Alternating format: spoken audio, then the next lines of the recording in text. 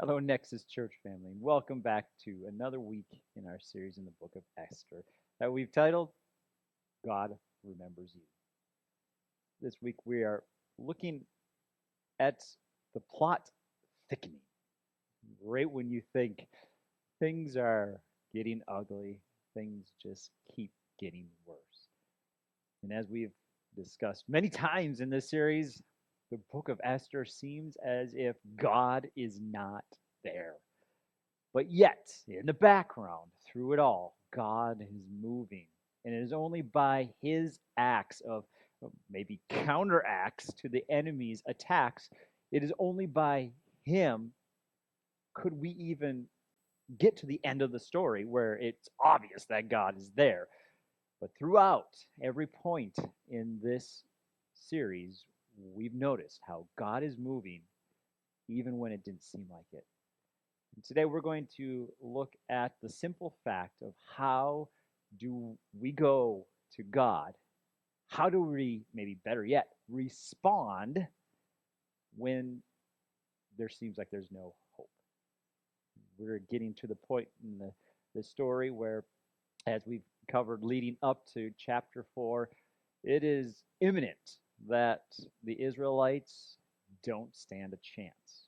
Last week we looked at how Haman, the wicked servant, the second guy in power in Persia next to Xerxes, issued a decree that the king ratified, saying that all of the Israelites from eastern Turkey, as it's known now, all the way to the western, northern African continent, every Israelite was to be annihilated. Young, old, all of them. And all their possessions would be taken. So we left off with that in chapter 3, and now we come to the response. How would the queen respond? She, being a Jew, knowing full well that if she didn't take action, she herself could be found out and killed. In the least, she would see all of her people killed, most notably Mordecai, her guardian and cousin, would be killed. How could she handle that? How would she respond? Well, let's jump right into it in Esther chapter 4, verse 1, and we'll read the first 9 chapters and then kind of unpack it a little bit.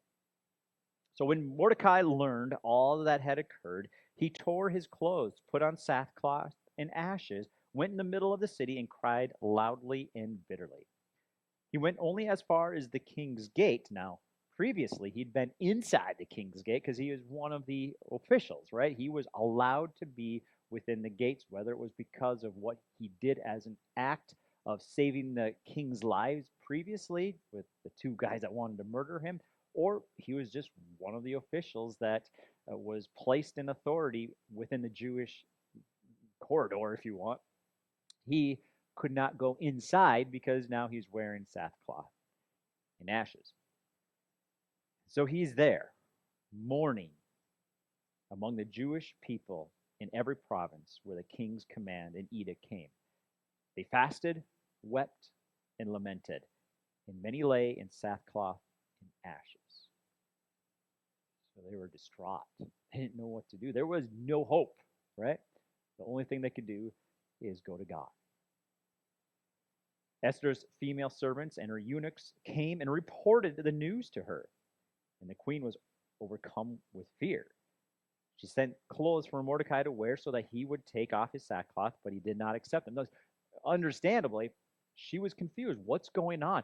Only in extreme duress would somebody wear sackcloth and ashes. This was an act of distress, right? And so she sent clothes and he wouldn't do it. And so she's like, what in the world is going on? Why is he doing this? Mordecai would never do this. He would always tell me what's going on. He's not talking to me. This is severe, right? So Esther summoned Hathach, one of the king's eunuchs, who attended her, and dispatched him to Mordecai to learn what he was doing and why. So Hathach went out to Mordecai in the city square in front of the king's gate. Mordecai told him everything that had happened. as well as the exact amount of money Haman had promised to pay the royal treasury for the slaughter of the Jews. Mordecai also gave him a copy of the written decree issued in Susa ordering their destruction, so Hathach might show it to Esther, explain it to her, and command her to approach the king, implore his favor, and plead with him personally for her people. Hathach came and repeated Mordecai's response to Esther. So, just before we go any further, put yourself into Mordecai's shoes. This guy, as we talked in depth last week, he was faithful. He did everything he was supposed to. He reported to the king when he heard people trying to kill him, plotting a plan, and he reported it to him, even though he himself could have been killed by those two imposters trying to kill the king, right? And then he goes as far as not bowing down to a person to respect God's commands and the Ten Commandments. And now, look at where he's at. His faithfulness to both the king and to his King of Kings got him into a place where all of his people were going to be killed because of his faithfulness. He has brought about the destruction of his people. Could you imagine the weight on his shoulders? No wonder why he was in distress and in sackcloth and ashes, right? He was praying, he was fasting. He was like, God, how could this happen to us? Have you ever been in that situation where and you're doing everything to the best of your ability and it just isn't going right? And Mordecai had no hope, right? The fact that they're in this desolate place, far from God's presence, temple is destroyed, and now they're going to be killed. So he responds to Esther, "You're our only hope. You need to go to the king and warn him. You need to tell him what's happening. You need to reveal this wicked scheme that Haman's doing, even though the king himself was the one to say yes and gave the ring as a token of his approval that couldn't be revoked." So, in essence, what Mordecai was asking, because he knew the king was in charge of this, he gave his permission. Mordecai was asking Esther to reveal her ethnicity. He knew what he was asking. Put it on her shoulders. So the queen responded. She spoke to Hathach and commanded him to tell Mordecai, "All the royal officials and the people of the royal provinces know that one law applies to every man or woman who approaches the king in the inner courtyard and who has not been summoned, the death penalty." So if she's not summoned, even though she is the queen, go back to Vashti, who by her not listening and doing what the king said caused her to be gone, right? If I go to him without being asked, same thing, I'll be gone. What do I do? In fact, she goes on to say, unless the king extends the gold scepter, allowing that person to live, I can't go. What's more, I have not been summoned to appear before the king for the last 30 days. So her response was reported to Mordecai. The queen understood the dire circumstances. She knew what was in front of her. She would see the destruction of her people. But yet she also knew that she couldn't go in front of the king. And if she did, without his approval, she'd be gone. Like she is stuck between a rock and a hard place, as the old saying goes. She had no chance.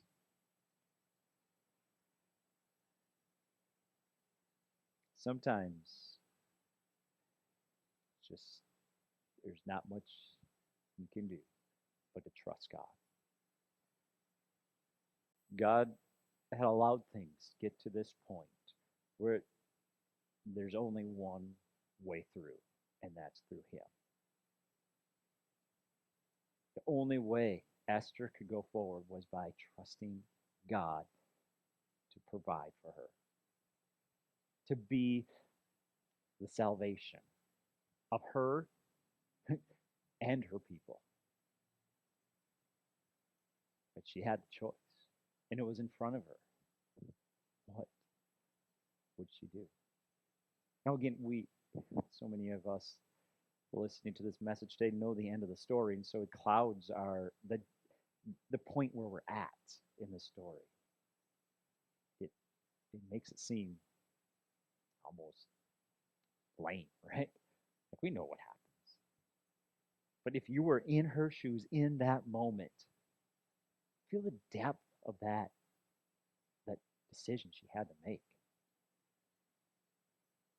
So the report went back to Mordecai. And Mordecai replies back to the messenger to say to Esther, "Don't think that you will escape the fate of all the Jews because you are in the king's palace." Whoa, like, drop the mic, baby. Give the elbow to the old Chesteroo. That's a kick in the pants, right? You're not going to escape this. You think God's going to let you just walk away? Like, the blood is going to be on your hands, Esther, if you let this happen. God has put you in this position. God's been in the background this whole time. You shouldn't be the queen. Of all of the millions of people, all of the ladies that he could have chosen from Western Northern Africa all the way to northeastern Turkey, you were the one, Esther, that was picked. That was God ordained. Famous quote, verse 14. If you keep silent at this time, relief and deliverance will come. There's not more faith-filled words in the Bible than that. It will come to the Jewish people from another place, but you and your father's family will be destroyed. Who knows? Perhaps you have come to your royal position for such a time as this. So beautiful. Esther, you're going to be found out. You can't escape this. You have been entrusted by God, just like Mary was entrusted by God with the seed that would bring salvation for all people. And she said yes. Esther is just a beautiful foreshadow of what was to come in the birth of Jesus. You have deliverance for your people now. Isn't this beautiful? Isn't this such a testament, a foreshadowing of the salvation that God provided through Jesus? This is truly a prophetic text pointing towards what will come. This is just a hope, a brief blimp on the screen, right? Of what will ultimately come in salvation. You are the answer. You are the hope. Esther, you take it. Take it. Mordecai, what powerful words.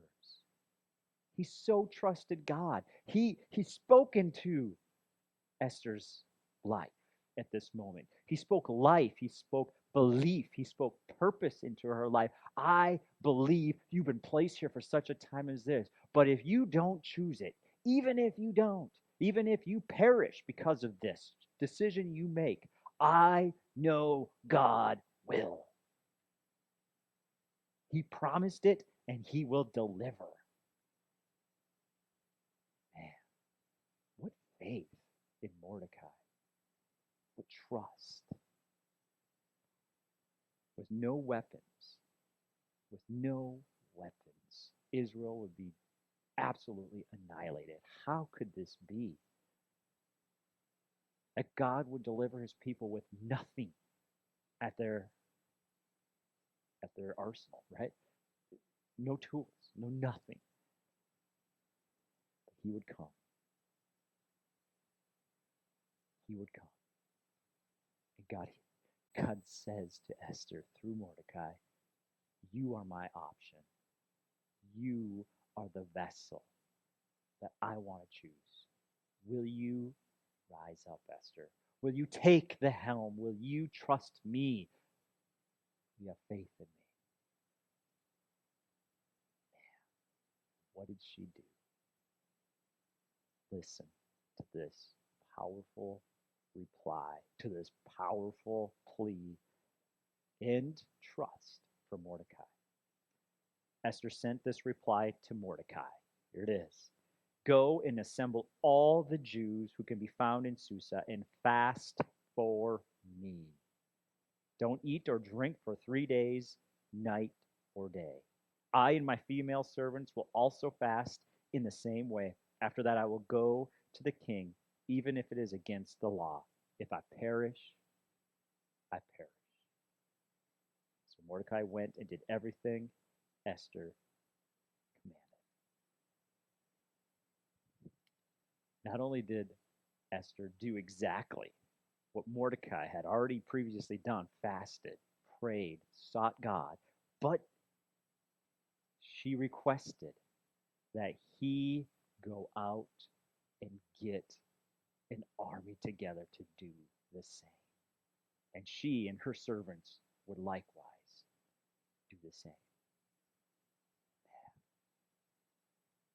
Every choice you make has an influence on others. She took a stand. She took a stand and she went to God.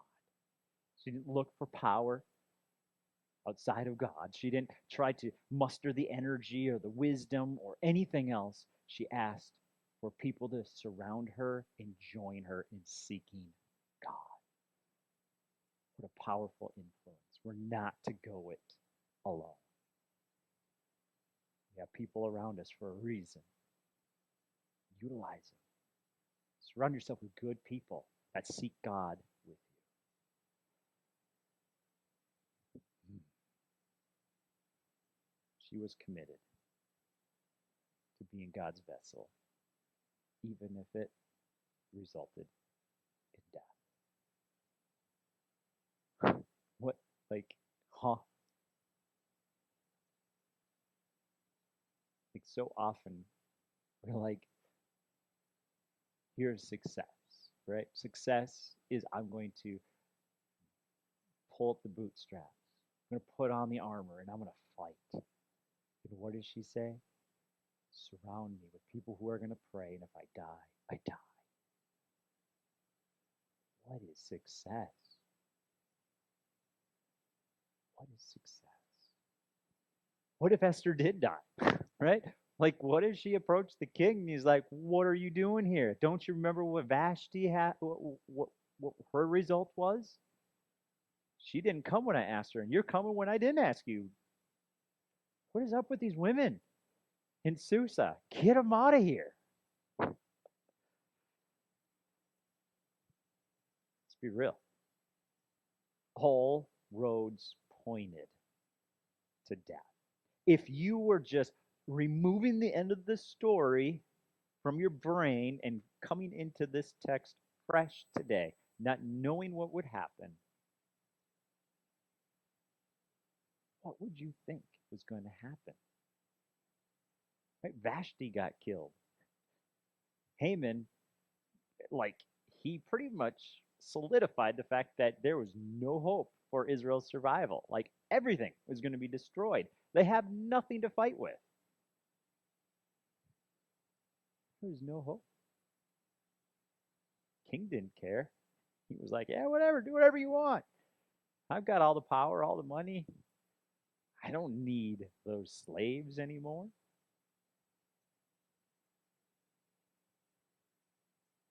Point is, seeing the outcome we want is not always success. her faithfulness to God, her obedience to rise up and to be something that is available for God to work through is what success is. Her going to God, her surrounding herself with people that would lift her up and give her wisdom. And then her responding out of obedience, I will do it because this is where God has led me to. And I will not stop following him for one moment. That is success. Being obedient to God is success.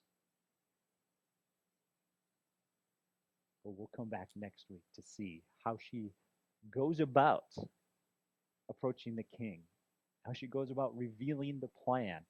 And it is a wise, well thought out plan that she comes up with. But as we stop today to reflect,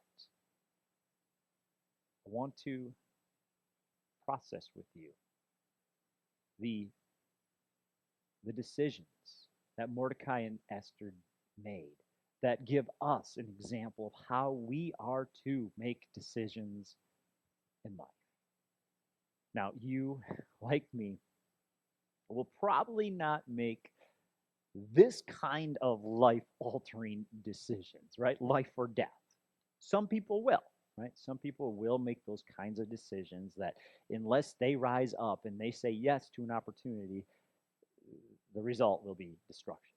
But for you and I, we have decisions every day. Life decisions, marrying, moving, starting a new career, whether we invest money, whether we give to a church or an organization, go on a short-term missions trip. All these things are decisions. How do we go about making them? Well, I believe the first thing you need to do is be intentional about seeking God, praying, fasting. It's a great practice. I know it's forgotten today, but it is removing something in your life, predominantly food, to focus on God, reflect, to seek him. So remove yourself from all the distractions and all that's going on and just seek him. Desire him. Worship him. And then surround yourself with people who will do the same for you, seeking God, praying, fasting with you, asking for God to reveal his plans to you, and maybe even to them to reflect it to you as maybe a word of affirmation, right? So surround yourself with those people. And then take your time, right? She took her time, right? She processed it. She allowed God to speak. She had time, thankfully. Sometimes we don't, right? But the best way is to process, to let God move. And then when he reveals it, don't put it off. Obey immediately. So pray, fast, spend some time with God. Surround yourself with people who will do the same and have wisdom and speak to you honestly. Take your time and then obey. You come to decisions in life. That is the best option you have available to you. Surrounding yourself with God, his people, and taking time. So, Father, I pray right now for those listening. We all have decisions to make, whether today or in the future. We have decisions, and I pray that they will take this easy to apply process. Go to you, surround themselves with good people, and allow time to bring clarity. I pray that they will take that now and use it effectively, and obey immediately when you call. In Jesus' name, amen. Thanks for joining us today, Nexus Church family. We'll come back next week when we start getting that plot to thicken and to get juicy. Catch you then.